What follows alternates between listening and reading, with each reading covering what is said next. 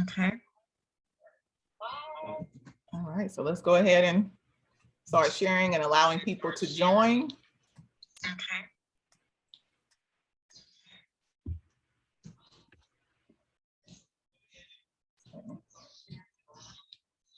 Kelly, going upstairs. All right, so I think some people are coming on, so we'll just give it a few minutes while people are joining.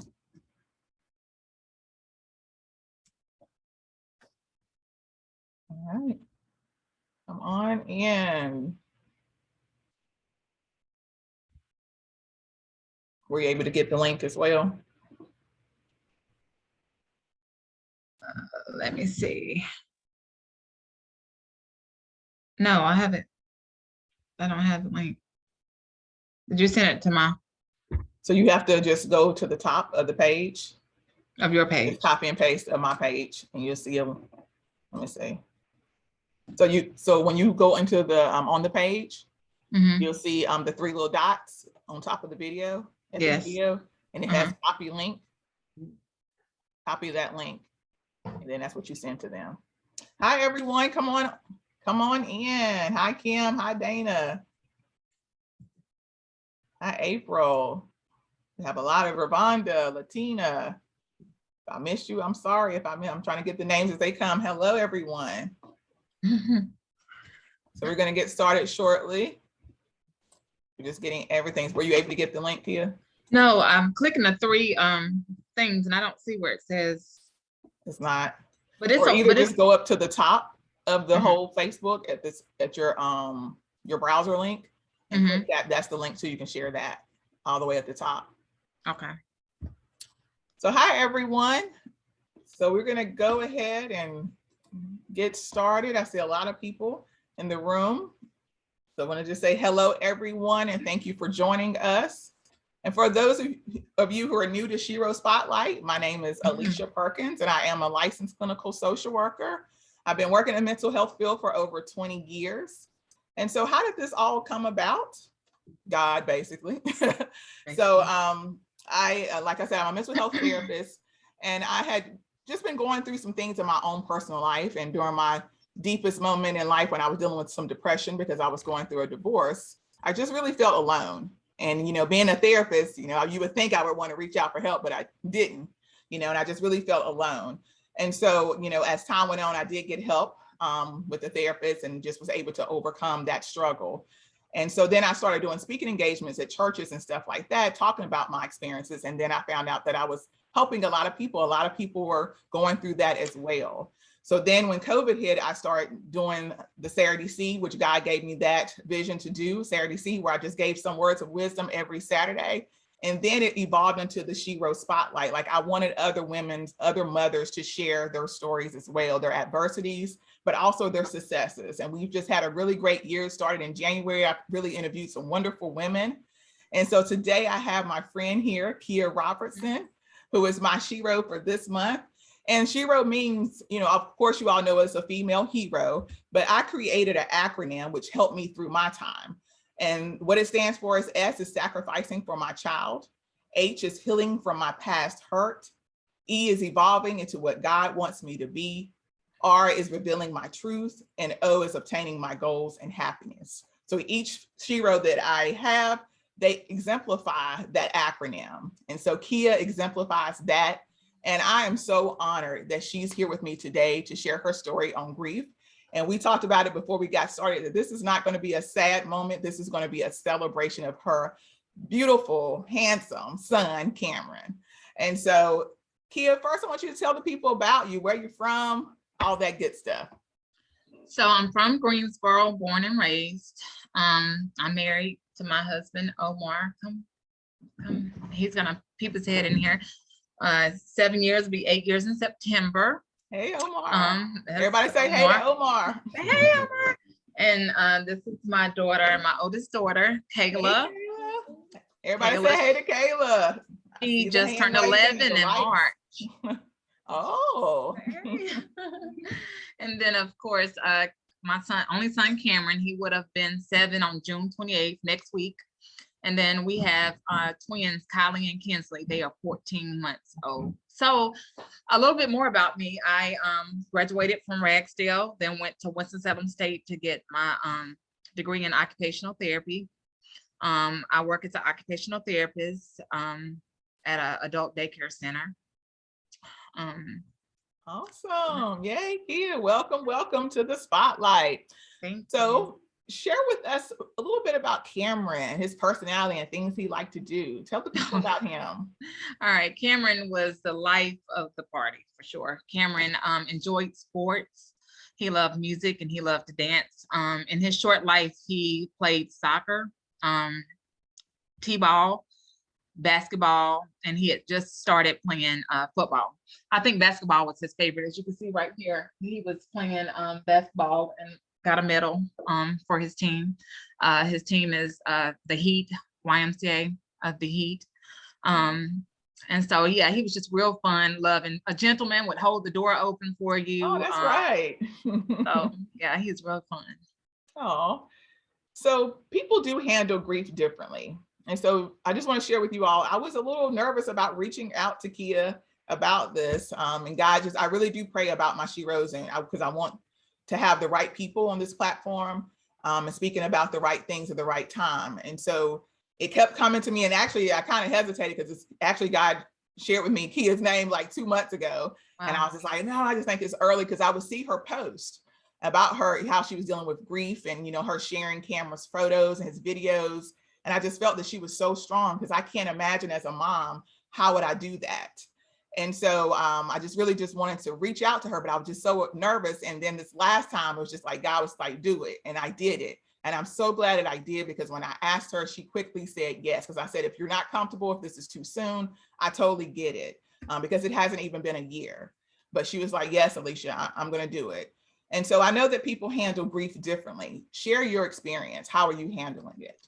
So I think I went through a lot of the stages. There are 5 stages of grief, and I feel like I've been through the 4, not the 5th one. So I went through the denial stage when it first happened. That it can't be, you know, I would wait around. Oh, the hospital's gonna call me back and say he's breathing. I'm gonna, you know, go pick my child up, bring him home. This can't be happening. Still in shock to this day. Then I got angry. I got angry with God. How could you allow this to happen?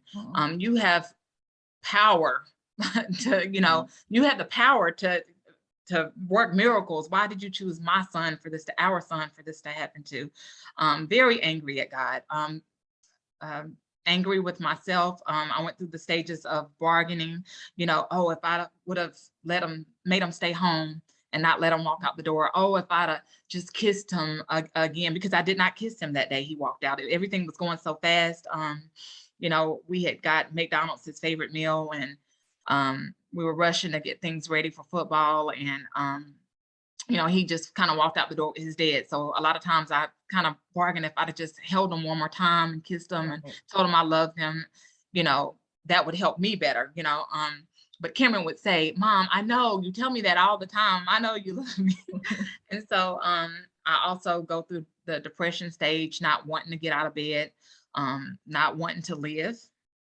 I'm just gonna be honest, not wanting to continue. This world is just so different to me now without him, you know. So I've been depressed. But the last stage of the grief, the acceptance, I'm not there yet. I don't know that I ever will be. I have not accepted the fact that my son is no longer here. To me, in my mind, and I know this is, you know, not true. Oh, he's gonna come back. You know, I'm gonna wake up and he's gonna be sitting at the edge of my bed, you know, calling me mommy and saying, you know, I'm back. I'm ready for the 2nd grade. You know, these are just things that I think about in my head. So yeah, so the stage of acceptance, I'm not there. Right. I don't know that I ever will be. And so you made a good point about the cycle of grief. And for those of you who don't know, there is a cycle of grief, and the most popular cycle is the grief cycle is the Kubler-Ross, and it's the 5 stages. So they have the stage of denial, and then there's anger, and sometimes in the anger stage there's also that guilt, the bargaining, like Kia was saying, if I would have did this, this may not have happened, you know, that bargaining. And then there's depression and the loss of hope, the motivation, and like Kia was saying, just not wanting to live. And then there's the acceptance. But acceptance is more so, I'm going to break that down as the sadness and sense of loss of grief may never fully fade, of course, but the acceptance stage more so represents learning to live with the loss, a newfound ability to acknowledge the reality of your loss and to allow sorrow and joy to live alongside one another, which is very hard to do. So Kia, speaking of that, what makes you get out of bed every day and keep going? My children, my husband, and my family. Mhm. Without these three little girls, I'm gonna just lighten it up a little bit. I always wanted three children. And so I told my husband he was done. And he said, I said, just one more, just one more. And so then we had twins, and it was like, oh, we really did now. Right. And my mom would say, it's a blessing, it's a blessing. And I'm like, God, how are we gonna pay for daycare for two babies? You know, how are we gonna, make this happen? But they have been a blessing, and so is my oldest daughter. But my oldest daughter can kind of fend for herself. She can fix her something to eat. She can bathe herself. The twins have literally made us get up because we have to change them. We have to feed them. Right. I have to get out of bed. I have to get out of bed to get them started. My support system, my parents, my sister, close friends, they have really been supportive. And it's been days, I know I cry on the phone to one of my friends in the mornings, and she's like, Kia, okay, you can cry for a little bit, but you're gonna have to get up and get it together and get moving. So I have encouragement from others that help me get out of bed in the mornings. Now at first, that first, I'm gonna say 8 weeks, it was rough. Mhm. It was rough. It was Right. rough. And sometimes I literally only got out of bed because the twins were crying. I Right. had to get up. So Right. Yeah, I read a quote, and actually one of my family members had put it on their Facebook because they're dealing with grief as well. And they said, grief is like two lives. One is where you pretend everything is all right, and the other is where your heart silently screams in pain. Mm. And so when you said that, that's just triggered my mind to think about that quote. But what things have you done to cope with grief? So we all have had counseling, one-on-one counseling. Oh, good. I've had support groups. I kind of want to shout out my support group, Grief Share from Evangel Church in Greensboro. Awesome. This Yes. was really nice. So we had a workbook, and we met every Tuesday virtually. My mom and I did that course. And so that's kind of helped me with my grief. Prayers, reading books. I want to call out a few books right now, and it takes me a while to read because I'm not a big reader anyways, but also I have to be in a mindset to read these books. I have to be prepared and ready. This is Revealing the Mysteries of Heaven. This book has been very helpful, as well as Safe in the Arms of God. That's by John MacArthur. That was a really, really good book. It's about the children dying. And so I connected with that book a lot. And then I also have an Angel Catcher book where I can write my feelings, how I felt the first holiday missing Cameron, what I do when I get really angry, things that I've regretted. It has a space for the 1-year anniversary book. So, things like that help me. Right. Yeah, I was trying to put some of those in the chat. So I had Revealing the Mysteries of Heaven and then Angel Catcher. I was trying to catch those and put those in the chat. In the Arms of God by John MacArthur. I wrote that down over here. That was the big one that really helped me. Yeah, so I put those in the chat for people who are looking for some books to read. So thanks for sharing those. Yeah. And also, I think you said there was a Facebook group. You also. Oh yes, there's a couple Facebook book groups that that I'm in. Mothers who have lost their sons, specifically. Mothers who have lost their children. Those are the two I'm in. Okay. So if you reach out on Facebook and social media, they have a lot of groups that are specific to your losses. Okay. And so that's been very helpful because other women that are in there, we talk, and I'm like, oh, me too. I feel that exact same way. Or sometimes we need encouragement from day to day. And we don't know each other, but we share the same pain. Like we can literally say, I know how you feel, Mom. Right. I know how you feel. And I put those also in the chat. Mothers who lost sons and mothers who lost children. Those are Facebook groups. And Kia, you hit a very good point, because again, like I said earlier, in my journey as well, it's like you think that you're alone, but having that support, and some people have a tendency to isolate. Yeah. And again, I'm speaking from being a therapist. A lot of times I tell people, especially if you're dealing with depression, you gotta, get out, be around people, because when you sit and isolate, your mind kind of play tricks on you. Yeah. And it gets you in that darker place. So, being surrounded by other people, talking to other people who in the same shoes as you is very helpful. When I have people go through certain traumas, I really encourage them to get, connected to support groups that people have dealt with the same thing. And sometimes those people may be on a different level because they've been through it, they've worked through it, so they can give you some advice. And I just really love that you did all those things. And then of course, I'm an advocate for therapy. Again, the first therapist you get may not be the right fit, because we all have different personalities. Don't stop there and say therapy didn't work for me. Keep looking until you find that right fit. Because and I want to stop you right there, Yeah, Alicia. sure. That actually happened to me. Uh-huh. I honestly felt like I connected more to my husband's therapist than I did my actual therapist. So Oh, wow. yeah, and so you have to find the person that's right for you. Not that anything bad about my therapist, she was good, but we didn't have that connection. I felt like I was being repetitive every time, and she would just kind of listen, which is what she's supposed to do. But Right. I needed more. I needed more. I like that you recognize that though too, because some people would stick with people and just think that you want a therapist that's going to help you grow. Therapy is supposed to get you moving to another place, not staying the same. So definitely, I always am an advocate of therapy. If you don't, like I said, find the right fit the first time, keep searching till you find that right person, because it can be very beneficial. But it's also what you make it. You also have to do the work as well. Right. So what tips do you have for those who want to be supportive? Because sometimes, when people lose people, you want to say something, you want to do something. And again, with me being a therapist, I have had clients who say, well, I don't know what to say. I have, an aunt that's dying of stage 4 cancer or something like that, but I don't know what to say. So I just haven't been reaching out. But then that's not good, because then that person is like, well, they're not even being supportive. Yes. So what are some tips or some things you can tell us for those who want to be there for those? Yeah, and I'm thinking very, my husband just made a comment, but the first thing is he said, don't ask what happened. Don't, like, and we've had that happen a lot.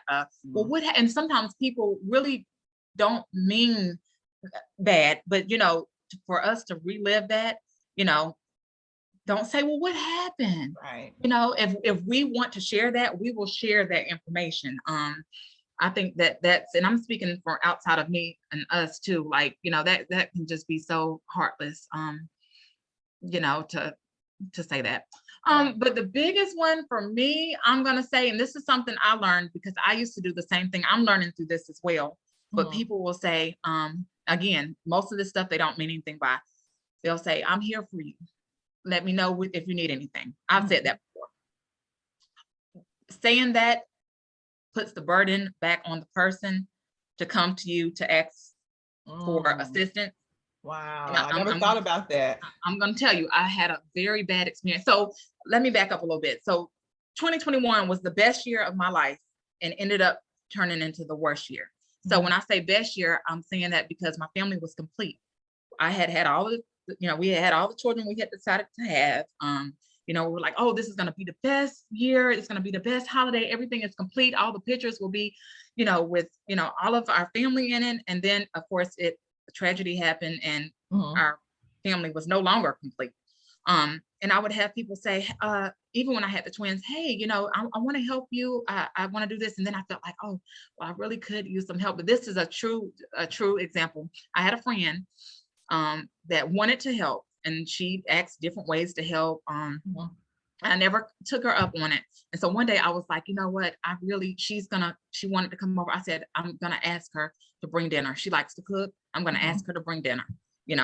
That's something I know she likes to do. This is a friend. So she agreed. But the day she was supposed to come, we had a little spat, and she said, I was going to bring something over, but it wasn't going to be dinner. And when you pull back that foil, you were going to be, basically surprised, because I was just bringing an appetizer. Oh. She said, you don't know how I've never told my husband this. This is the first time he's hearing this, because that thing hurt. Right. She said, you don't know how my finances are, and you don't, and I'm not going to be in that hot kitchen fixing a meal. And I thought to myself, this is the very reason I don't ask. Wow. That is the very reason why. And it made me feel bad, for the very reason that someone, wanted to help. Let us know what we can do. Let us know. And so it put the burden on me. I asked, and then I felt I closed down. I can never ask for help again Oh, because wow. of that situation. It made me feel, Mhm. so I decided that I would never put anybody in that situation. You find ways to help. I have one friend that knows we have babies. So how she helps without asking is she brings I'll come home and there'll be diapers or wipes sitting on the porch. Oh, that's sweet. And that's a way that you can help. I had another friend that was here, and I'm not going to call names. I don't want to leave anybody out. We're Right. very grateful for everything anybody has ever done. I had a friend that came over when Cameron passed and ran my kitchen, and my pantry was a mess. And the way she helped was by organizing my pantry. Oh. People, I had another friend that I used to work with that said, Kia, I wanna get you all something to eat. But let me know when you're ready. Well, I'm like, okay. I said, okay, but I knew I was not going to reach out to anybody else to bring any food over here. And she said, Kia, you're not going to do it, are you? And I said, well, no. I said, well, let me tell you why. And so I told her the story, and she said, well, I'm available this week. Is Tuesday or Wednesday good for you? And then it took it off me, and I was able to say, hey, Wednesday at 5:30 is great. And so it took the burden off of me because she went on and let me know what was good for her. And then we went forward. So that might be something that people don't think about a lot, because I used to say it quick. Oh, let me know if you need anything. Yeah. Please, we're here. And then that person has to feel like, well, I don't know, if they're able, I don't know if they have time. I don't want to ask. Right. So I would always say, thank you, thank you. Another thing, I've got some notes here too. Another thing is, oh, I lost my. While you're looking that up, you really did enlighten me, because I think it's routine that we say, oh, if you need anything, I'm here for you. Because I do that. I'm guilty. And so by you saying that, it now has made me look like, okay, because it put it back on the person, because it's like, well, I now have to reach out, but instead of just doing something just out the kindness of your heart, sending them a gift or doing something. Exactly. So thank you. Yeah, exactly. And or cash out the person, $15, $25. Say, get your family something to eat. Or like I said, the other lady brought diapers. People have to eat. So, that's one thing that you can do. Find ways that you can help. Say I'm coming over for an hour. I'm gonna babysit. I'm available this week. And then it helps the person feel like they're not having to ask, but they have a say so in it as well. So what week is good for you? That thing. Also, people say, how are you doing? At first it was tough. Now it's a little better because I have a saying. So at first it was like, how am I doing? Really, I'm not good. I'm not good at all. My child is dead. He's not coming back in the physical anymore. So I'm not good. But what I learned to say is I'm hanging in there. And that's truly what I'm doing. I'm hanging on. I'm hanging in there. And that kind of just lets her, kind of settles that question. Also, a lot of people say, well, I don't know what to say, and I've had a friend that kind of shied away from me, but that hurt me. A lot of people know that I'm very affectionate. I'm very, I want to know that you're thinking about me. I do a lot of texting people to check on them. Hey, how you doing? Or what I'll do is I'll now send an emoji, a heart. Sometimes you don't even have to say anything, but if you send that heart to me through my phone, that says it all. Or a sign that is praying, that says it all. It lets me know that you're thinking of us without even saying anything. That heart says it all. And I usually just love it back, just to let them know I got it. Right. I love that. And Martina put some comments in there. Martina, she said, send a cleaner, DoorDash coupons, paid services, such as landscaping, pressure washing, car detailing, very good things that you can do for people. And I've sent gift cards, to restaurants and stuff like that. So there's a lot of different things you can do. So, Kia, you made me think now. Yeah, like, that's right. I told that too. But it's stuff that I never thought about until I went through this. Take it off the person. We're going through enough already. Don't put it back on that person. Just kind of find some way to help out. Right. And then another thing I know that some people say, things such as time heals all wounds. This too shall pass. You have to move on or let go. And I just want to let people know there is no time limit on grief. And like I said earlier, people handle it differently, but there's no time limit on it. No. And I just want you to know that as well. Don't think you have to rush and get it together. You don't. There's you take your time with it whenever you're feeling good. You're going to have your good days. You're going to have your bad days as well. But also, when you first have a loss in your family, people coming around, because people coming to the funeral, you have people around, probably too overwhelming actually. But then as time goes on, it dwindles off. And Yeah. then Oh, but yeah. that's probably when you need it the most. Talk a Yeah, little bit about let that. me speak on that. Yeah, so we had people, and you'll have all kinds of people. You'll see all kinds of people that don't normally come around, or that are all up at the front door. You know, when it first happens in the spotlight, I had one person in particular, and that just really irked me. I'm not saying any names, but you know, would be here and in the house and bringing stuff by, and then afterwards it was, and this is the same person that was invited to a baby shower and a gender reveal and didn't show up. But you know, you ever have one of those people that you feel like just wanted to be nosy, kind of? That's how it is. And then Yeah. and that was hard. But I've had people, oh my God, we have had people, we have a lady that I didn't know until after I met, after Cam passed, and it was a little girl in Cam's class, and her mom, and that she reached out to us. We've had events for Cameron, she's came out, so we've gotten to be good friends after Cameron passed, and she's been here. Oh, You know, wow. she checks in on us. We have other people that were surrounded us, invited us over for Christmas, so we wouldn't have to stay the whole day in our home. Very supportive, loving family that's taken us in, that's still here. I'm talking about people that are still here. The lady that does the diapers, she'll check on me. What do you need this week? And I'll just say prayers, because it's not all about money. It's the things you can do for people. It's not about all about bringing food or doing something to spend money. You can pray for me. Again, you can send me that heart, and it'll mean the world to me, because it lets us know that you're thinking of us. You know, so we've had so many people. I've met friends after he's passed. I have a good friend that I talk to about every day, that has really been here and gets me going in the car, because the time that I do the most crying is usually when no one is around. You know, when I'm in the car driving to work, oh, that's the hardest. And some of my coworkers may be on here now, like getting to work, because I don't have to think about which way to turn. It's just, you know, automatic. I just go, and then I just kind of, you know, lose it. You know, Cameron not getting out the car to go, you know, into school, or me not picking him up. You know, that's really hard too. I'm sorry, I kind of went off, but No, you're fine. You're fine. yeah, This is all you good know, stuff. And I see yeah, some, you know, people in there saying this is great discussion, great advice. Martina, we're going to get to that. We do have to talk about some upcoming events for Cameron that Kia's going to talk about. But first, I want to ask you, how has your faith helped you deal with this? So my faith has helped me a lot, because the biggest thing that that helps me and brings me peace is knowing that Cameron is with God. There's no doubt in my mind that he's with Jesus, and that's what gives us. I know for my husband probably too, but for me, the peace that I do have is knowing that he is not hurting. He's not having to do school work anymore, like Cameron would say. This is too much. We do too much work. So he's just, you know, his bright days, it's always sunny. And my faith is also knowing that if we continue to live right, that we'll see him again. I love that. I love that. That's what keeps me motivated. I gotta live right so I can see my baby again. Sometimes I could be on the phone with a friend. I say, now look, I ain't gonna laugh at that, because I'm trying to get to heaven. Gotta see my baby. I love that. Right. Have me cutting up on him. Got to see your baby again. That's right. Yeah. In my experiences in providing therapy for those who have dealt with the loss of a child, sometimes the parent can become overprotective or isolated, meaning they're present physically, but not mentally. They have checked out. So when it comes to parenting your 3 girls, what is your experience with that? How do you handle that? Because, you know, again, you having that loss now, are you now overprotective of them because you don't want them out of your sight? How do you deal with that? Yeah, I've always been pretty protective. I think that's what was so hard. Like, he's shaking his head. I think that's what was so hard about this, is because they're not going anywhere with anyone I don't know. I got to check the parents out, check, you know, where they live, out. Right.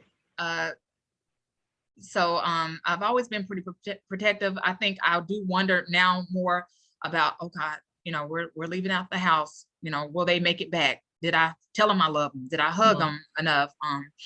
Also, you know, I do worry about being isolated. I know I told you the other day on the phone that I worry that the twins will never see me genuinely happy. And that's a big concern of mine, because, you know, before I was happy and didn't even realize how happy I was, but I had all my children. And now, just like the other day, I was sitting on the bed crying, and then the twins were just looking at me, because they know, they feed off your emotions. You know, they know that I'm crying, and that mommy's sad. And, you know, I just hope that one day I can smile a little bit more again, so that they will know, see me be happy. Right. Yeah. And what memories do you cherish most about Cameron? Memories that I cherish most, you know, I take a lot of photos. Y'all know that. I always have. Now I'm really like, take pictures, take videos. But I've always been that way. All my kids have. Cameron's photo album was up to date until 2 weeks before he passed away. So he had a friend come over September 4th, and I had pictures of them already printed out and in the book. So I cherish the memories. I cherish the Cameron used to like to help me brown the meat for tacos and spaghetti, and he did that exactly 1 week before he died. He would get in there, and that's something that I cherish, is the times that when I'm browning meat, that I think of him and how he normally would have you know, taken that over. Right. So and what do you feel Cameron's purpose was in his 6 years here on earth? What was his purpose? You know, I asked myself that a lot. Like, Lord, he was only here 6 years. What did he get a chance to do? You took him away too early. But I honestly believe now that my baby's purpose was to bring our family together, get me out of my comfort zone. This is truly Alicia. Not, you know, I will help get things at work. I'm not standing up in front of everybody doing a presentation. I will make the PowerPoint. I will get the paperwork together. I will support, but this is not me. So this is definitely taking me out of my comfort zone. The speaking, I want to inspire other people. I want to be here because for others that, like Martina reached out to me today. Martina, thank you. You know, she's hurting just like I am. So we were mothers connecting, connecting together. So yes, absolutely. Yeah, I feel like his purpose. Oh, and another big key is my family on my mom's side. A lot of my cousins were up here when Cameron passed, and it was pretty sad because we realized that our kids don't even know each other. And even I didn't even know some of their kids' names, and we all grew up together. So we have planned a family reunion 4th of July weekend to get together, get all our kids together, so we can know one another. So I say that Cameron brought us all together in that way. Cameron brought unity and love. Unity and love. I love that.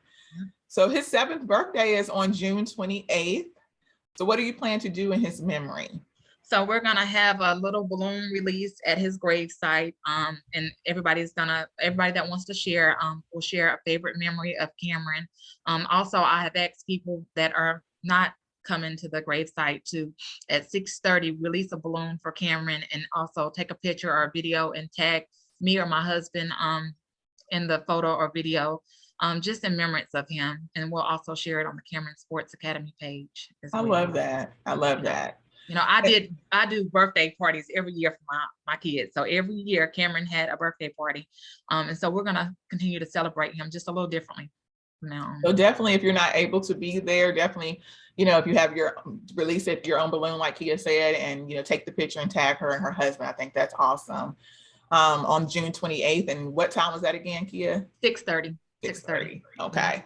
And if you don't mind sharing, I know this is a little bit off the cuff, what you shared with me earlier today, and also what you posted on Facebook, and why this is so important for us to connect today in this conversation that we're having with all the beautiful people that's on here as well. Okay, about what I found. Okay, so today I was cleaning up. My job was off, and I was cleaning up in my room. Sleep in my room every night, have been for almost 9 months since Cameron's passing, and I was on the floor trying to get under the dresser, trying to back him up little things, and I found his Nerf gun bullets. And I know that we found some behind the chest, and I decided to just leave them there. But I don't see how in almost 9 months that I walk past this part every day and have never seen these Nerf gun bullets, because when Cameron was alive, he would go through the house just shooting them everywhere. So you would find them everywhere. But now 9 months later, I felt as if we probably had found all that we would find. And there were 2 just sitting right there today. And I just took that as Cameron saying, Mom, I'm here. You know, I'm here, and get it together. You're gonna do fine. You know, right. And so then also a couple more things. I found a sock in his sister's laundry. I haven't washed Cameron's laundry in 9 months, and one of his socks was in there. So that just came from nowhere. I mean, he used to spend a lot of time in his sister's room. They would watch TV and stuff. So, but out of 9 months, why Right. did it resurface, you know? Right. And then I was looking for something else in a higher cabinet a little while ago. And I went up there, just patting around trying to feel for something. And then I pulled out Cameron's Father's Day picture he made for his dad a few years ago. And I just said, you know, Cameron is all up in here, all up in here today. Yes, this is and just today of all days. Yeah, that's what I said. This is so today. like in God's plan, and that's why I say, you know, if God is telling you to do something, be obedient. Because I keep saying, if I never would have reached out to Kia, we wouldn't be gathered here today. You know, if I would have kept being scared and pushing it off and saying no, no, no, you know what a person may need, because I mean, you're doing a great job, Kia. Absolutely amazing. And so next I want to talk about, you know, you mentioned Cameron Sports Academy. I know your husband is there with you, and if he wants to come on camera to talk about it as well, because I know that he was the one who wanted to, you know, pretty much start this organization. So if you all want to share more about Cameron Sports Academy, and I want you guys to share the upcoming events and how people can donate. Yeah, I'll have him step right up. And we're going to put that information in the chat as well. My sister is. About the national.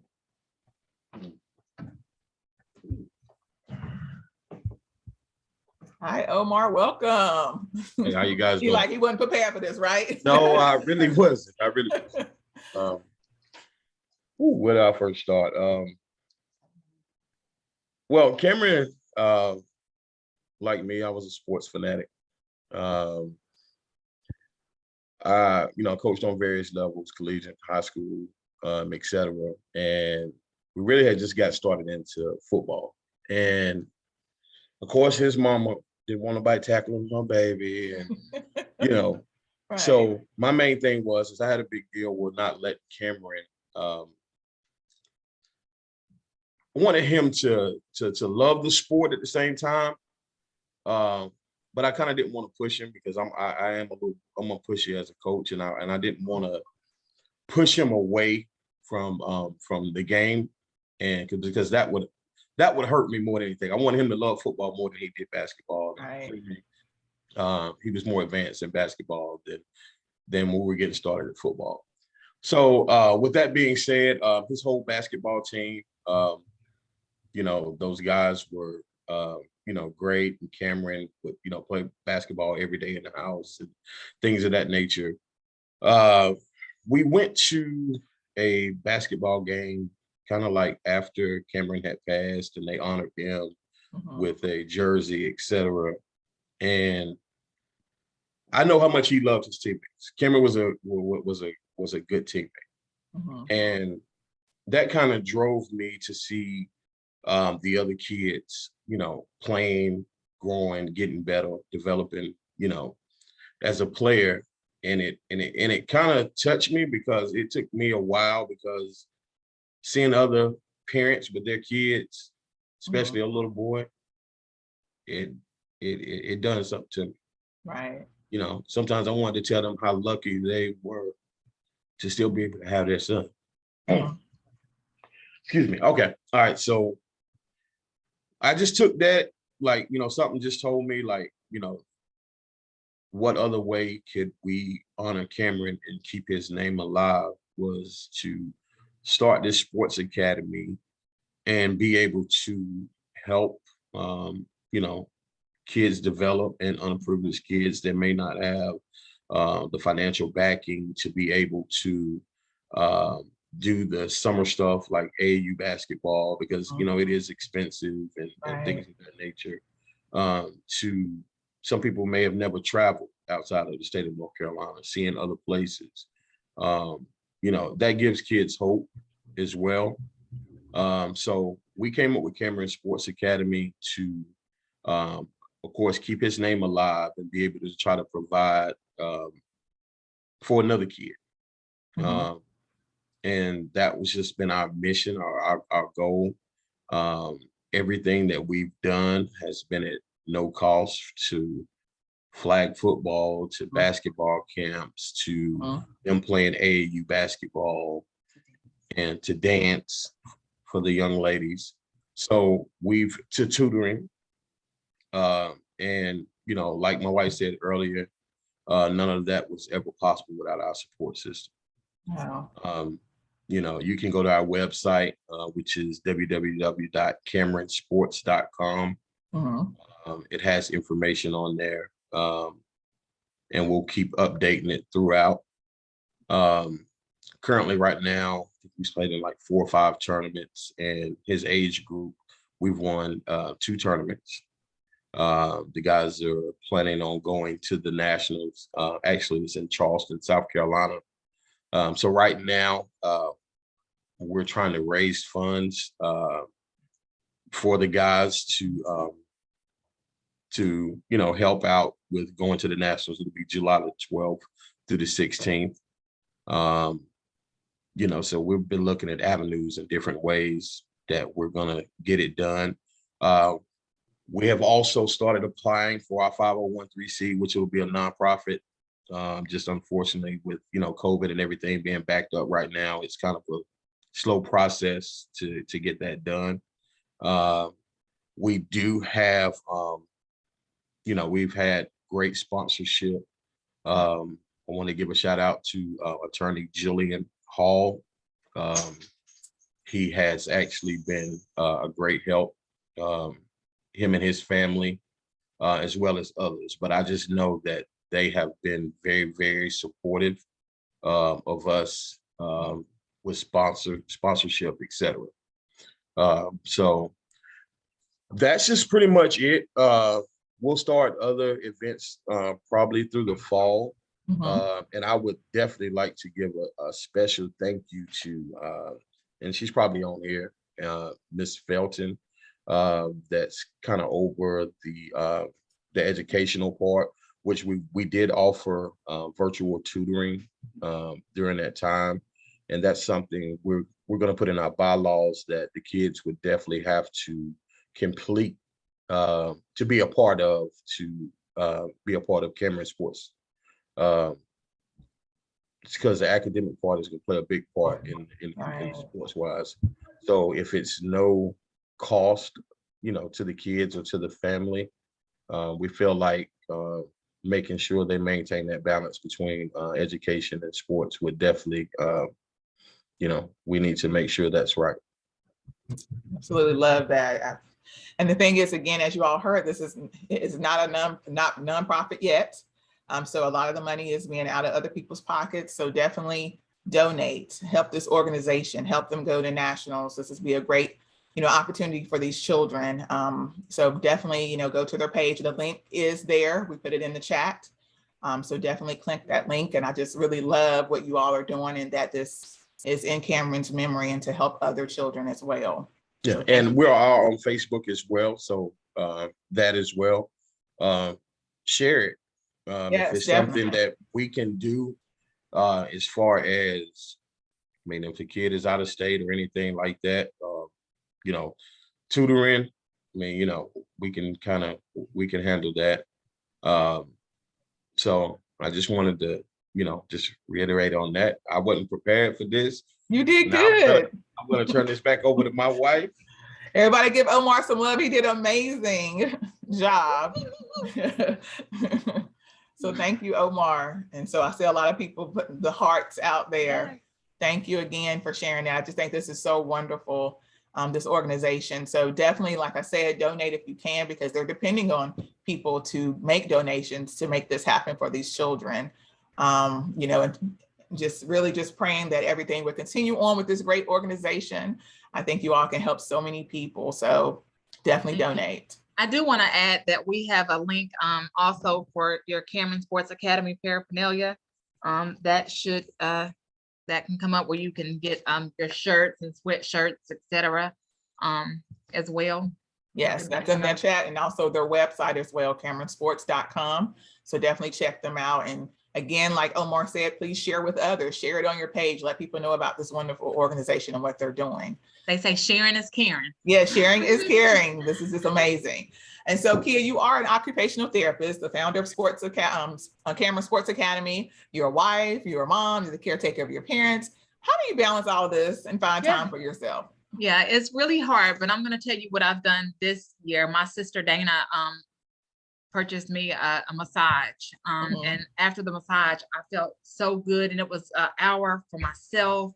And I said, you know what, before I left there, I had bought a membership for 6 months, and I think I'm going to renew it. But so every month I go and have that time for myself, just to relax and get away from everything. And that hour, I don't think about anything but just relaxing.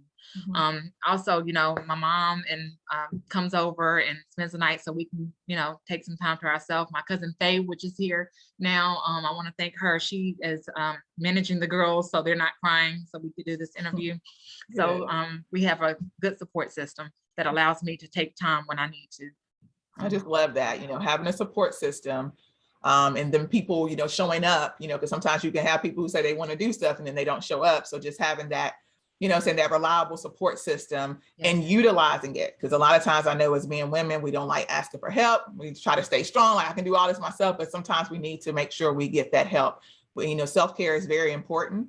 And so when you, even if it's like 15 or 20 minutes out of your day to just have, I call it my me time, just to woo-saw, just to do something for yourself, if it's taking a walk or something like that, to have yourself, you know, kind of have that mental reset, basically. Yes. And I need to say, my in-laws too, they have been wonderful, wonderful, wonderful. The best in-laws ever. My mother-in-law, my sister-in-laws, my grandma-in-law, you know, everybody. And I don't say in-laws, they're my mom, sisters, and grandma as well. So they have been very supportive to us coming up. They've been coming up to see us regularly. I'm going to shout out Rashida. She will pop up. That's on my sister. She will pop up on us in a minute. Good. So, you know, and she's also, I do want to add, she's also done things with Kayla. That's another big thing. Kayla was 10 when this happened. So it's easy to kind of, you know, sweep away her feelings, but she had to also be without her brother for things like Halloween. And Rashida came up here and took her out where she didn't have to feel alone, because the twins, there's a big age gap between Kayla and the twins is 10 years. So I'm very thankful for the people that have reached out to my daughter, Kim, Foles, Janet, and her family. I'm not going to start naming, but have definitely taken up time with Kayla. So we really appreciate that. That's awesome. And just again, people taking the initiative. I learned so much from this today, but that's one of the things, just taking the initiative. Taking the burden off of the people. Right, exactly.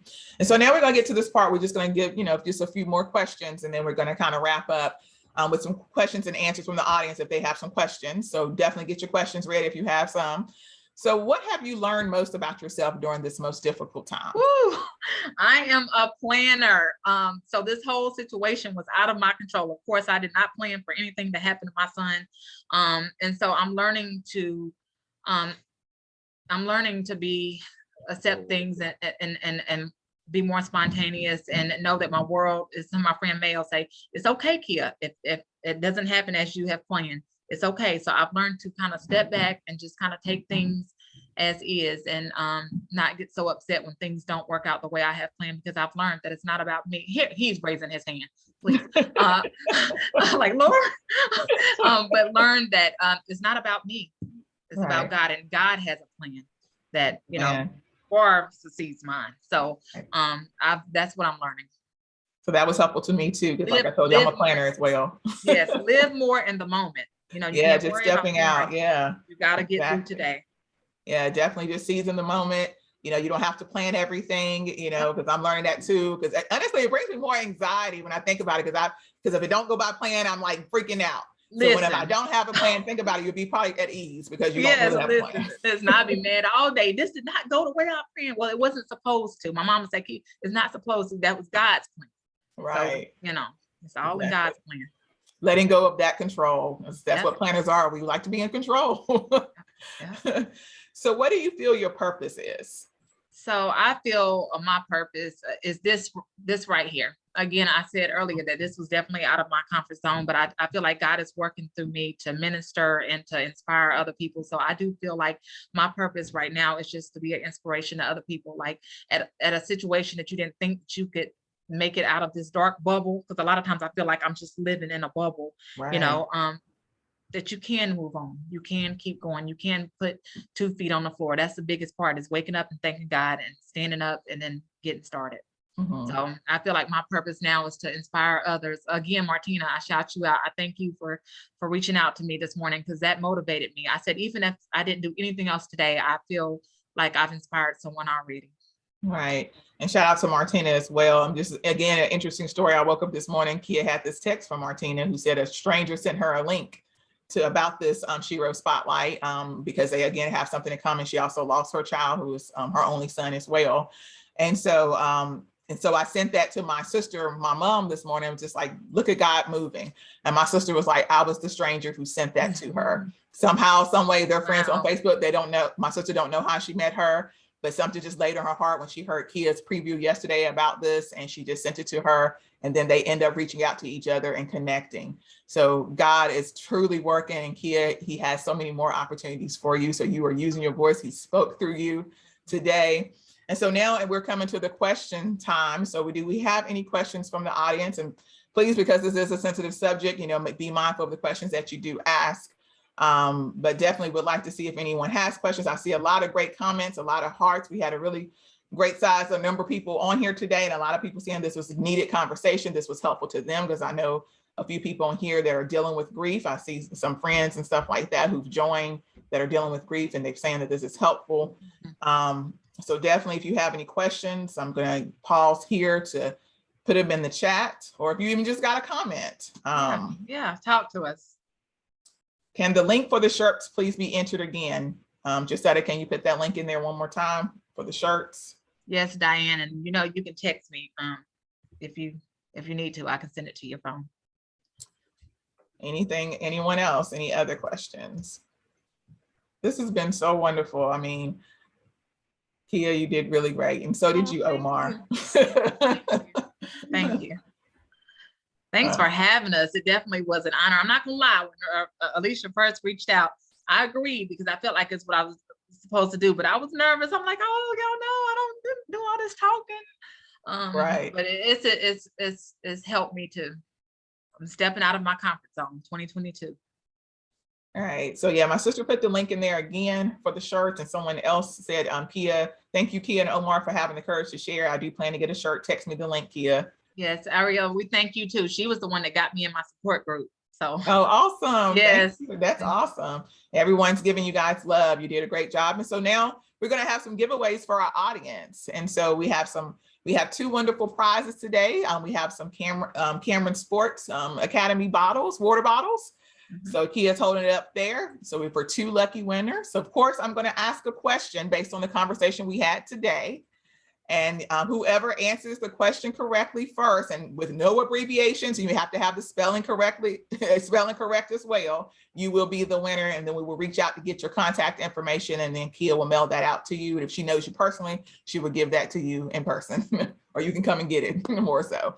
But the first question I have, I'm gonna come up with the first one, and Kia, you come up with the next one.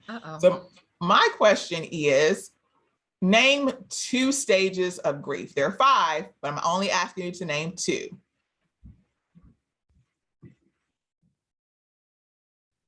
So again, the first person who gets it right, it will be the winner. So type it in the chat. I know people probably Googling. Anger and denial. Come on, with y'all Diane listening. Hall Okay, Wendy, Lenny, yes. So we have Diane. A lot of people responded, but Diane, I have you on my list. Oh, Diane. You have her first on yours too. Okay. Diane Hall, you are a winner. So I will reach out to you to get your contact information, and we'll get that sent out to you. All right, but a lot of people coming through with those answers. So look at y'all listening. I'm proud of y'all. Oh, yay. Awesome. All right. I was gonna ask what was the name of the academy, but that's behind here. So that's too easy. That's too easy. I do want to ask what the first person to put our son's birthday in the chat. Oh yeah, that's a good bonus one. if you know the year. So again, that's Cameron's birthday, and the bonus if you know the year. Yes, put it That all. was a good one, Kia. Omar came up with that. I had to. Shout out to Omar. Thank you for coaching, and Justin, he loved him some Coach Jay. June 28th. You got it right. And how do you pronounce her name? Is Ari? Yes. All right. Okay, you got it right. Just said he was behind her. So yeah, she was first. All right, so Kia knows you, so she'll get your information. I can get, and Diane too. I can get both of them. Okay, awesome. So again, Kia, I just want to say that you are a S.H.E.R.O. You have sacrificed for your children. You are healing every single day, evolving into what God wants you to be. You sat here today and revealed your truth. And then you are obtaining your goals because you have found your purpose. And I'm praying that you will regain your happiness again. So I'm just so proud of you. You did an excellent job. And I'm just, again, I'm so honored that you said yes. And just thank you for being obedient to God as well. Thank you, Omar, for jumping in there. You're not being prepared. You did an amazing job as well. God has so much in store for you both. And just thank you so much for sharing your story. And just thank you all for joining us today. This was a wonderful crowd, all the love. And I just hope this helped a lot of you or those who joined today. And if people who couldn't attend, please share this with other people, this recording. It will still be out there on Facebook. So definitely share it with someone that you think can benefit from this. So thank you all so much. I hope everyone have a great night and tune into the next S.H.E.R.O Spotlight in July. The time goes by so fast. Thank you for having us, Alicia. You're welcome, Kia. No problem. You all take care. Bye-bye. Bye.